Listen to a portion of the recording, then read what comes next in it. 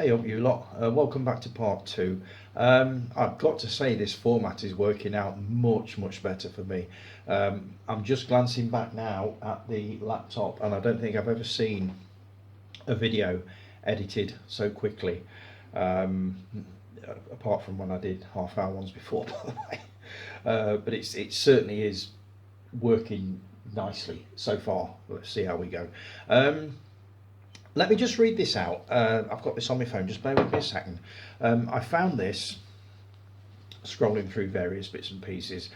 This is a subject that's quite close to my heart, as I'm sure you will all know. Disruptive behaviour in cinemas.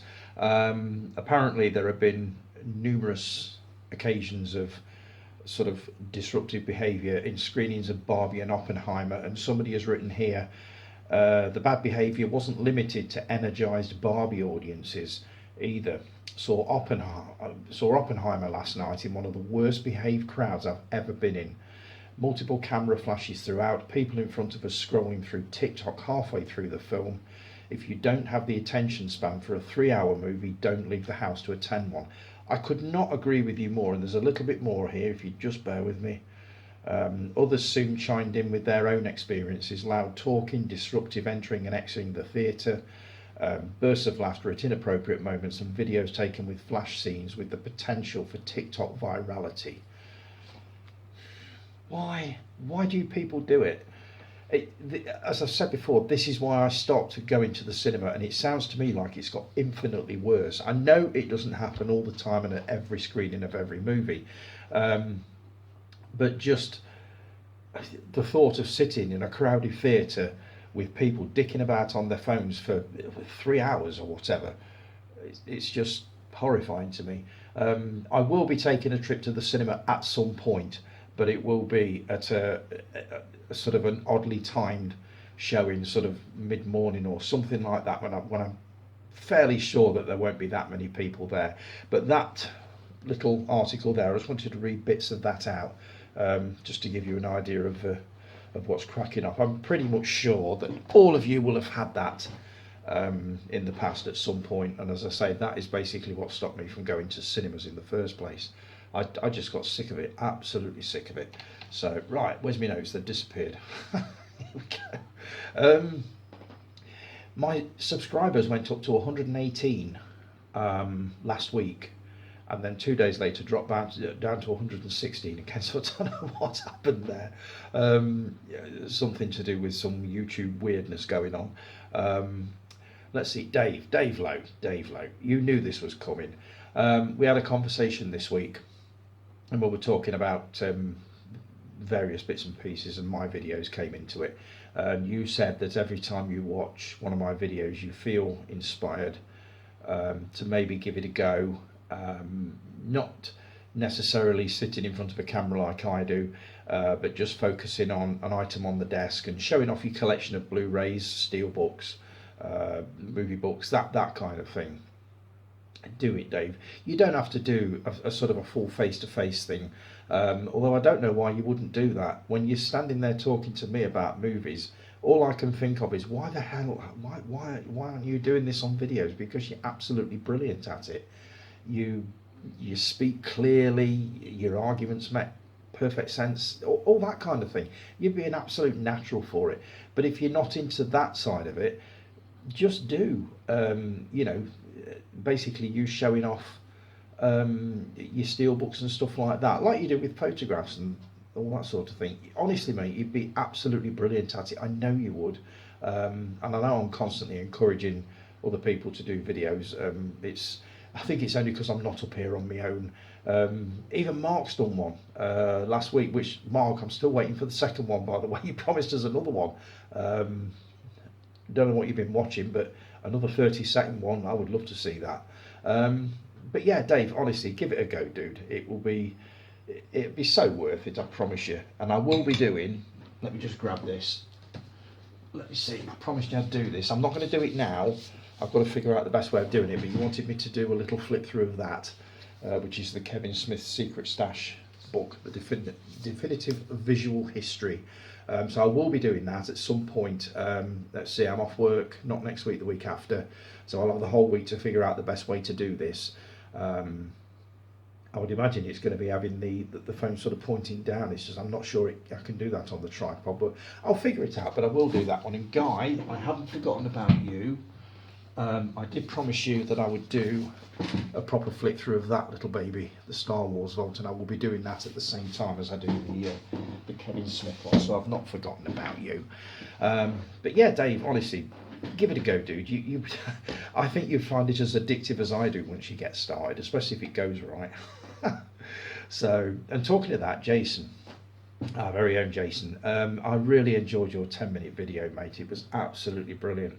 Did not see that one coming. You did say a few days ago that the first video will be coming when you're least expecting it and sooner than you think.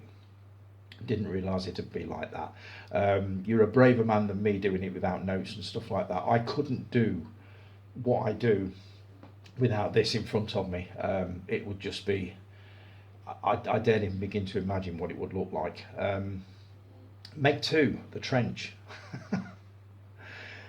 Definitely a Tony Harris movie. You're absolutely right, it is. I've been listening to podcasts over the last couple of days, and it's getting really, really good reviews. It's not a movie to be taken seriously, obviously, but everybody's basically saying that it is really good fun, and I'm so looking forward to seeing it. As for Jason Statham kicking a Meg in the mouth, I don't know.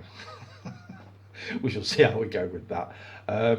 Obviously, Oppenheimer and Barbie are not your kind of movies.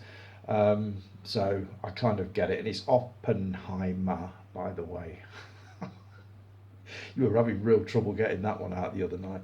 And you mentioned that $6 Million Man is coming back. Is that going to be on Legend?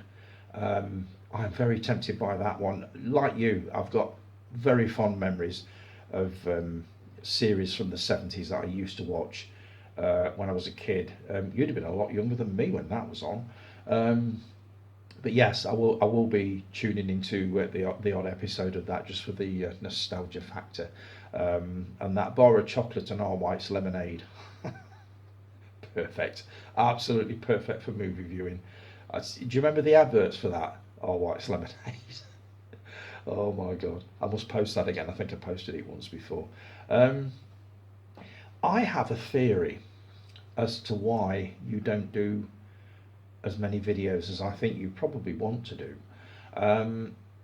I reckon, and you gave clues to this in your video, I reckon you suffer from basically the same thing that I do. When I'm alone in the house, my videos, you can always tell I sound probably a little bit louder, probably a lot more confident. You did your video when your missus went out the other night, and it showed. It absolutely showed. And it's the same. It's the same as me. I am a little bit self-conscious when the other half is in the house, and I don't know why. He knows what I do. He's seen it. I still feel slightly awkward doing it when he's within hearing distance. All the doors, the interconnecting doors at the moment, are closed. So he's upstairs watching telly, and I'm down here doing this. But I reckon you're like me, you're a little bit self-conscious when there's anybody about listening to, and I completely get that. I really, really do. You'll notice my videos are a little different when I do them, not next week, the week after when I'm off, because I've literally got the place to myself all day. I can say what I want, I can be as loud as I want, and it doesn't matter. So I kind of get that. I just wish you'd do more, Jace, because that video of yours was absolutely brilliant. I mean, please do a birthday haul video. But if you don't, I get why. It's because you're not on your own. Am I right with that?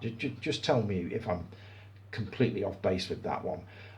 But I think that's what it is. I do feel a lot more confident and a lot easier doing this when I'm literally on my own in the house. So if that's the reason for it, believe me, dude, I completely get it. I really do. But I'm certainly looking forward to your next one. The Funko Pop thing, never really been in. That's another one that I never really got into. I did have a look at some of them in Freak Treats the last time I was down the town, and I may pop in again the week after next and just have a look at what else they've got in. It's just something that's never bothered me, not really. But I would love to see your collection, definitely. Um, let's see, what have I got here? Scott, you put a post on this absolute beauty of a set arrived today. Really looking forward to watching these. Heard great things about them, seen clips of them, and they look great. Carry On Screaming is fantastic, though. What a film that is. You've got a box set of all the Carry On movies. I can't believe that Carry On Screaming is the only one that you've seen.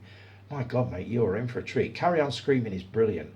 Um, but when you get onto I say the modern day ones, the late 60s hospital movies, Carry On Up the Jungle, Carry On Girls, all that sort of thing, you're going to laugh like fuck at them. They are absolutely brilliant, absolutely of their time, completely of their time. Um, they screen Carry On films regularly, usually bank holidays on ITV2, but they are usually cut. So you've done the right thing by grabbing that box set, because the next time they release them, there's a very good possibility that they will cut them very well, substantially, from what I saw the last time I watched one. So yeah, I'm really, really pleased you're going to get into those, and I can't wait to hear what you think of these movies. So every time you watch one, just drop us a little review on, because I would love to know how you're getting on with those. What I might do next week, and what everybody else needs to do, I reckon, is to show their top 3 or 5 Carry On movies, and I'll do mine next week. I'll make a note on my notes to do that next week. The top 5, well, my personal favourite Carry On movies. I've got them all of them, but they do tend to vary in quality. Yeah, not the picture quality, obviously, the quality of the movies. Some are definitely better than others. But yeah, we'll do that next week. The top 3 or top 5 of our favourite Carry On movies. We'll do that next week. So let's see, what have I got here? Oh, my favourite movies, John Travolta. What a week. What an absolute week. Staying Alive. That has now been released, or is due to be released, in 4K in the US. Very, very tempted by that one. I haven't seen it for years, but I do remember enjoying it. Caroline, it's great to have you back. We haven't seen you for ages. You said, I think we might have seen this at the Odeon together. I remember I went to the pictures to see it, but not 100% sure who with. You floozy, how many people were you taking to the pictures? I'm only joking. It probably was me. As I said in the reply to the post, I got very, very excited when I read that Staying Alive had been made, and I was really, really looking forward to seeing it, and I was bleating on about it for ages, so it probably was me that you went to see that with. And I love that post you put on about the cassette tape with the sellotape over the hole at the end. Oh God, you do have to be a certain age to remember that one. Obviously, we understood it, whereas if you put sellotape over the little aperture at the end, it stopped you from recording over it. You used to get that, obviously, with the blank tapes. I believe it had it with the pre-recorded ones as well. I'm sure it did, but yes, I definitely remember that. Let's see. As for Travolta week, obviously, you all knew what was going to be my number one. Saturday Night Fever. It could not have been anything else. And Scott said, I still need to see this film, but it's definitely on my watch list. Please, Scott, please watch Saturday Night Fever. Do not listen to the naysayers on the group who say it's shite, it's bloody... Blah, blah, blah. It's of its time. There are a lot of things... I mean, I heard on the grapevine, and this is going back many, many years, that they were going to remake Saturday Night Fever, and my first reaction was, Jesus Christ, please don't do that.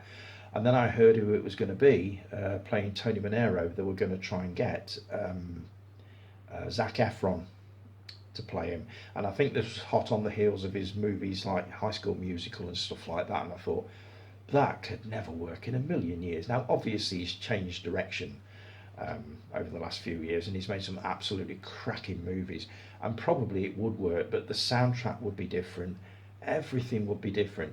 You could remake any movie, but I mean, if you made something like Saturday Night Fever, it would look nothing like what I remember it. So yeah, I would definitely encourage you to watch it, but be aware, it is very much of its time. A lot of the scenes, the dialogue, some of the stuff that happens would absolutely not fly nowadays. But as a snapshot of the 70s, and particularly 70s New York, I don't think it gets any better. So promise me you'll have a look at that and let us know what you think. I put a post on this week. It was a newspaper ad, an old newspaper ad of movies from 1983. Do you know what? When you see a group of movies like that all out in the same year, you suddenly realise what a cracking year 1983 was. There was Flashdance, Return of the Jedi, Superman 3, Twilight Zone the movie, which I absolutely adored, War Games, Octopussy, the Bond movie. So many good movies. I didn't look at 1983 on the IMDb. I bet there are loads more. But that newspaper ad, I just thought, what an absolutely brilliant lineup that is. Jason, you put something on there. Very rare you see a poster or ad for the latest movie in any newspapers. They don't do it anymore for some reason. Then again, I don't read newspapers much now, so you probably wouldn't have seen them anyway. Transport yourself back to the 80s though. No internet. The only way you could find out about a new film was either Film 82 with Barry Norman or it being advertised in the paper for opening at the cinema at the end of the week.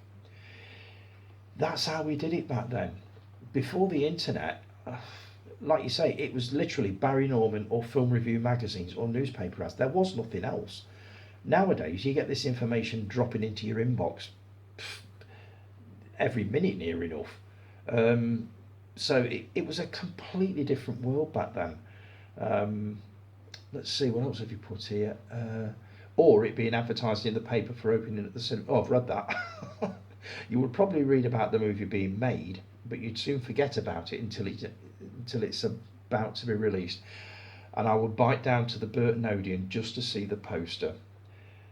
Done that so many times. I wasn't lucky enough to have a bike. I used to walk over pretty much every Friday just to check what was on.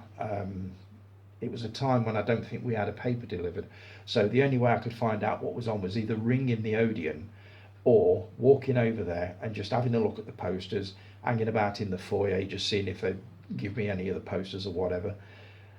But it was great. Those were the days. They really were the days. Kids today don't realise what being a movie buff was like in the 80s, and they don't. It was, like I say, a completely different world.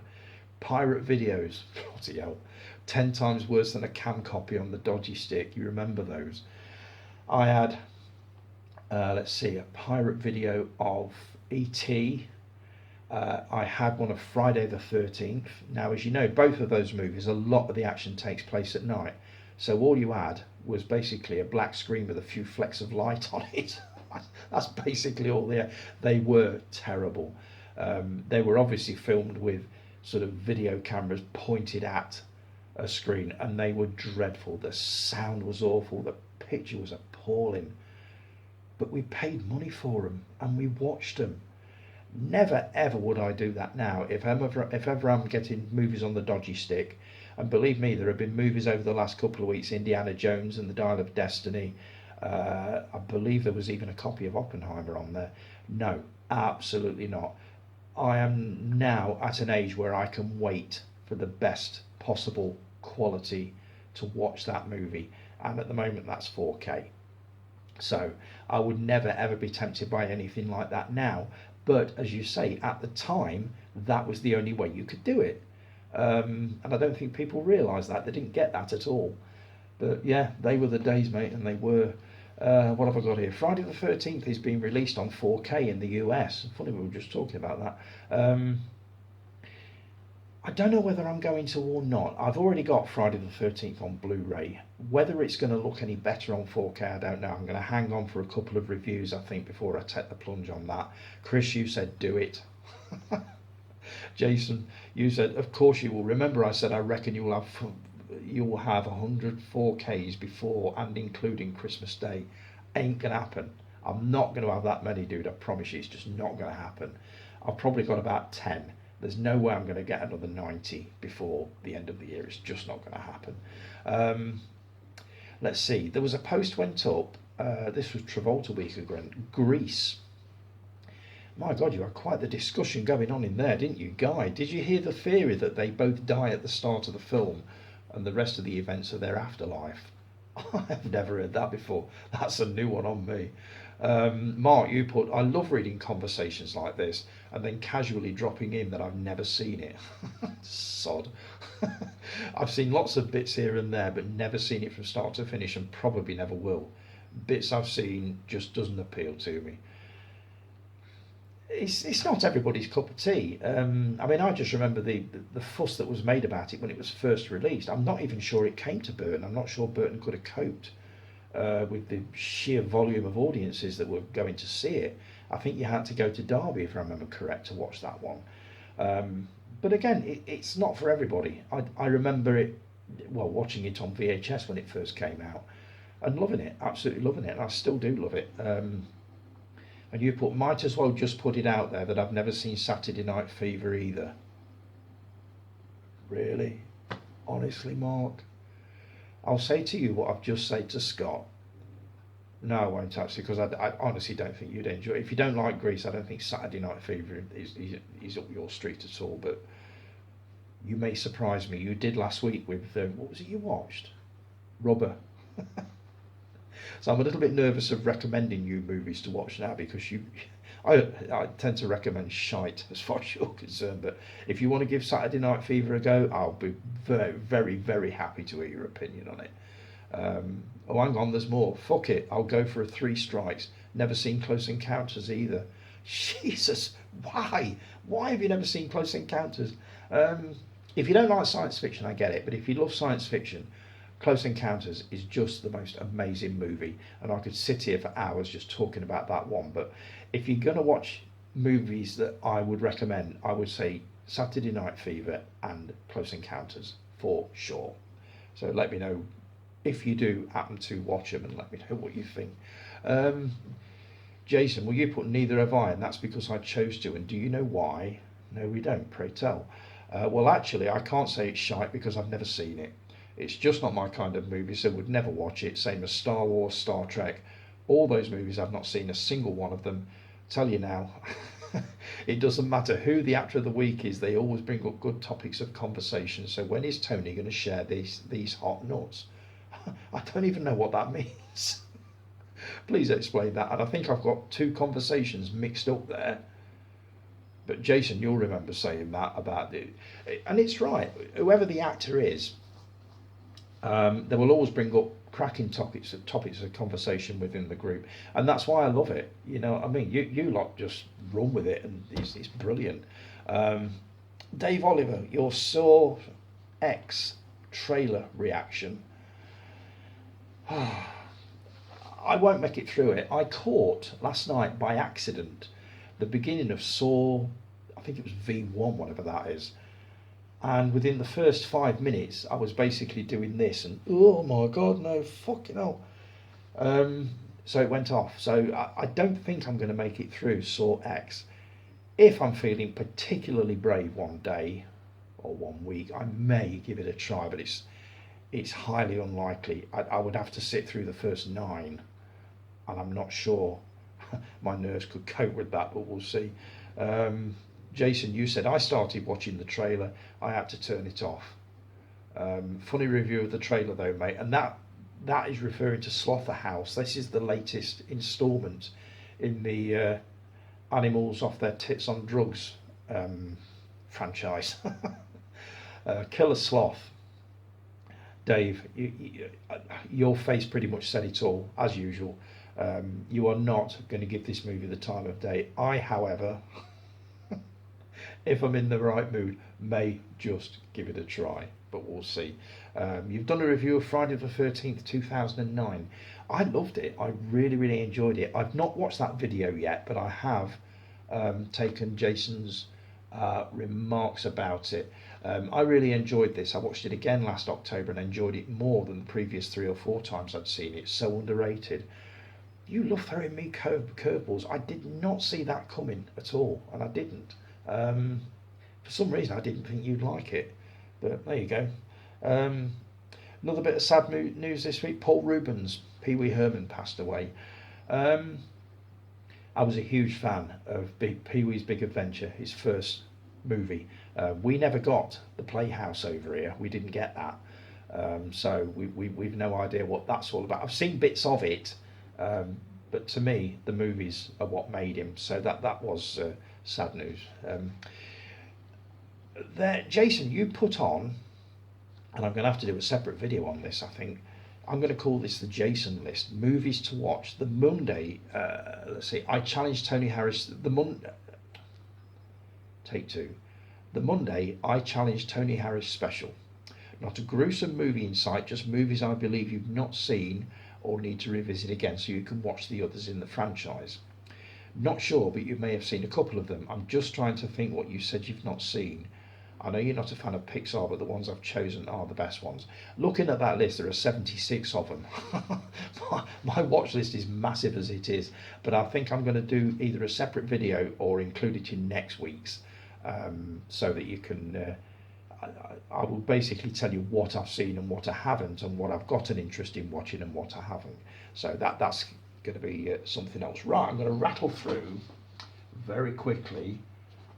Let's see now, coming up to 26 minutes, I'm going to have to hurry up.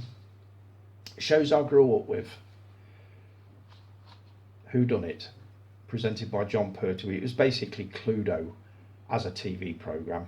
And the reason I love this, if you know, you know. I'll leave that one at that. 3 movies I'm dumping this week. First one, Piranha, Joe Dante's classic creature feature, done in the wake of Jaws. This is either out on Blu-ray or is coming out on Blu-ray or 4K over the next few months. That is the format I want to see that one in again, so that one's going. Same story with this one. Brilliant ghost story, The Changeling, starring George C. Scott and Trish Van Devere. Brilliant movie, but again, it's got a 4K release, which I'm desperate to get hold of. And finally, Jeepers Creepers. Another one, I would really like it on Blu-ray, so that's going. Now, what have I been buying this week very quickly? Latest issue of Empire, which has got a nice little article on the re-release of Caligula, which I'm really looking forward to watching. Now, there are 3 films here. I don't know properly what they're about. They were featured on a podcast that I was listening to this week, the Pure Cinema podcast, and they were raving like hell about these 3 movies, so I thought I'll get them, I'll watch them, and then I'll talk about them. Suddenly Last Summer. Now, this one stars, let's see, Elizabeth Taylor, Katharine Hepburn, and Montgomery Clift. I believe it's from the late 50s. This was quite daring stuff back in the day, so yeah, that was one. Charlie Varick, starring the wonderful Walter Matthau, who was superb in The Odd Couple with Jack Lemmon, I believe. This has got quite a cult following, and I'm really looking forward to seeing what that one's all about. And the final one was Sunset Boulevard. Let's see who's in this one. William Holden, Gloria Swanson, and Eric von Strondheim. I've heard of this. This is one of those sort of 50s exposés of Hollywood. And again, this has got absolutely blinding reviews since it was released in the 50s. It's regarded as a classic and one that I really do want to have a watch of. And a book. I didn't realise this guy had written a book. Quentin Tarantino. This is his novelisation of Once Upon a Time in Hollywood. Hollywood 1969. You should have been there. Yeah. So this is one to read on my tea break at work, probably 3-4 pages at a time. But I'm looking forward to seeing whether he writes basically how he presents, which is just amazing. So I'm definitely looking forward to having a look at that. And I've very, very quickly here got 5 movies that I bought completely blind, knowing nothing about them, based only on the great reviews that they've got. So first one is Black Klansman. Again, heard great things about it, but never watched it. Life, which has something to do with James Dean, but I can tell you more about that when I've actually watched it. Wonder Woman, never seen it. Don't know why, never seen that. Used to love the original series with Linda Carter. The Limehouse Golem. What I've read of this, it's got very sort of Jack the Ripper vibes, so looking forward to getting into that one. and an absolute stone cold classic from 1973, American Graffiti, directed by George Lucas, Mr. Star Wars. And you've got some stars in this. You've got Richard Dreyfuss, Harrison Ford. This is a who's who, and this is very much a sort of a Saturday Night Fever of its day, but basically set in the 50s. So that I'm really looking forward to getting into. Right, that is it for this week, folks. Thanks ever so much for joining me. Please like and subscribe and share and all that sort of thing. I'll be back again next week. This format is working out so well. I'm going to upload the first part to YouTube in a few minutes, and then this one will be following hot on its heels. So as I say, thanks ever so much for joining me. Have a brilliant weekend, and I will talk to you all again roughly about the same time next week. Take care. Ta-da.